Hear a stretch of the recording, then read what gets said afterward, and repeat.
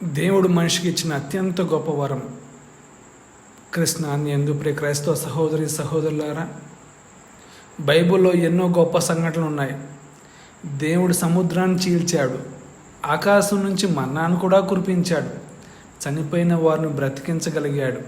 కానీ ఈ అద్భుతాల కంటే హృదయాన్ని తాకే ఒక సంఘటన ఉంది.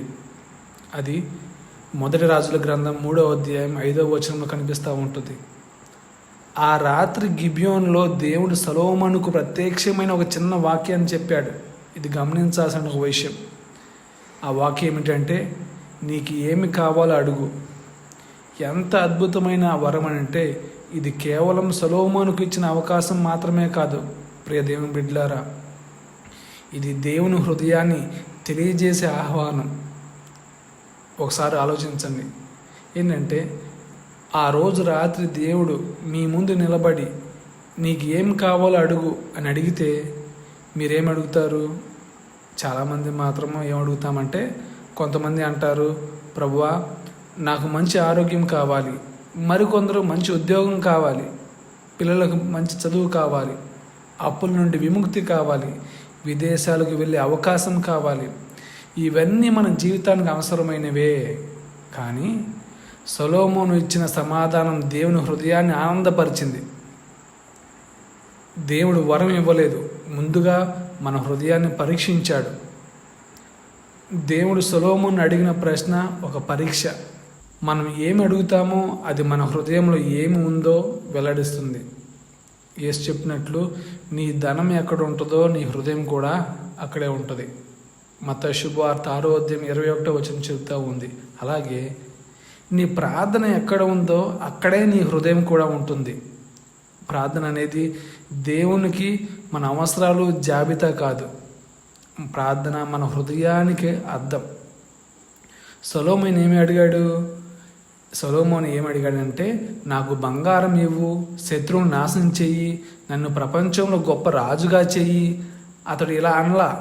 కాకపోతే దేవుని ఇలా ప్రాధేయపడ్డాడు, నీ ప్రజలకు న్యాయం చేయుటకు విజ్ఞానమును వివేచన హృదయాన్ని దయచేయమని సొలొమోను దేవుణ్ణి అడిగాడు. ఒక హృదయాన్ని అడిగాడు. ఎందుకంటే మంచి రాజ్యం మంచి హృదయం నుంచే ప్రారంభమవుతుంది. మన ప్రార్థనలో చాలాసార్లు దేవుణ్ణి ఒక వరాలు ఇచ్చే వ్యక్తిగా మాత్రమే చూస్తాము. దేవుడు మాత్రం మనకి వరాల కన్నా గొప్పదాన్ని ఇవ్వాలనుకుంటాడు. ఆయన మనల్ని మార్చాలని కోరుకుంటున్నాడు. దేవుడు కేవలం పరిస్థితులను మార్చడు, ముందుగా మన హృదయాన్ని మారుస్తాడు. ఇది గమనించాల్సిన విషయం. అందుకే దావీదు ఇలా చాలా వివరంగా ప్రార్థింపచేస్తాడు, చాలా అర్థవంతంగా ప్రార్థింపచేస్తాడు. దేవా, నాలో ఒక నిర్మలమైన హృదయాన్ని సూచింపుము. ఈ మాట ప్రభువుకు ఇష్టమాయను. మొదటి రాజుల గ్రంథం 3వ అధ్యాయం 10వ వచనం. దేవుడు ఎందుకు సంతోషించాడంటే, ఈ యొక్క వాక్యం చాలా వివరంగా సెలవిస్తూ ఉంది. ఎందుకంటే సొలొమోను తన స్వార్థం కోసం అడగలేదు, తన బాధ్యతను నెరవేర్చడానికి అడిగాడు. దేవునికి ఇష్టమైన ప్రార్థనలు ఎప్పుడు నాకివ్వు అనే ప్రార్థనలు మాత్రమే కావు, నన్ను ఉపయోగించుకో దేవా అనే ప్రార్థనలు కూడా మనం చేయాలి. యేసు కూడా ఇదే బోధించాడు. యేసు తన శిష్యులకు చెప్పాడు ఏంటంటే, మొదట దేవుని యొక్క రాజ్యాన్ని వెతకండి, ఆయన యొక్క నీతిని వెతకండి, అప్పుడు అవన్నీ కూడా మీకు అనుగ్రహించబడతాయి అని ప్రభు సెలవిస్తున్నాడు. సొలొమోను ఇదే చేశాడు. అతడు జ్ఞానాన్ని కోరాడు.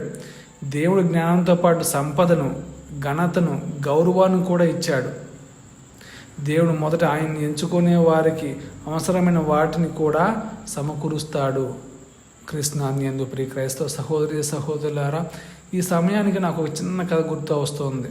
ఒక చిన్న బాలుడు తన తండ్రితో ఒక తోటకు వెళ్ళాడు. అక్కడ చాలా అందమైన పండ్లు ఉన్నాయి. బాలుడు పండ్లను చూసి ఆనందపడ్డాడు. కానీ తండ్రి అతని చేతిని పట్టుకున్నాడు. బాలుడు తండ్రి చేతిని వదిలి పండ్ల కోసం పరిగెత్తలేదు. ఎందుకంటే అతనికి తెలుసు, తండ్రిని పట్టుకుంటే పండ్లు కూడా దొరుకుతాయి. అలాగే మన జీవితంలో కూడా మనం దేవుని చేతిని పట్టుకుంటే ఆయన మనకు అవసరమైనదంతా తన సమయానుసారంగా ఇస్తాడు. ఆ రోజు దేవుడు మనల్ని కూడా అడుగుతున్నాడు. దేవుడు మనలో ప్రతి ఒక్కరి ముందు నిలబడి అదే ప్రశ్న అడుగుతాడు, నీకు ఏం కావాలో అడుగు. ఆ ప్రశ్నకు మన సమాధానం ఏమిటి? ప్రభువా నాకు డబ్బు ఇవ్వు, లేకపోతే ప్రభువా నీ చిత్తాన్ని తెలుసుకునే జ్ఞానాన్ని ఇవ్వు, ప్రభువా నా చిత్తాన్ని నీ మహిమను ఉపయోగించే గొప్ప బుద్ధిని ఇవ్వు. ఏ ప్రార్థన దేవుని హృదయాన్ని ఆనందపరుస్తుంది? సొలొమోను ప్రార్థన. కృష్ణ యందు ప్రియ క్రైస్తవ సహోదరి సహోదరులారా, మొదటి రాజుల గ్రంథం 3వ అధ్యాయం 5వ వచనం కేవలం ఒక చరిత్ర సంఘటన కాదు, ఇది ప్రతి తరానికి దేవుడు చేస్తున్న ఆహ్వానం. నీకు ఏం కావాలో అడుగు. ఆ ప్రశ్నకు సొలొమోను సమాధానం ఇవ్వగలిగితే మన జీవితంలో కూడా దేవుడు అద్భుతాలు చేస్తాడు.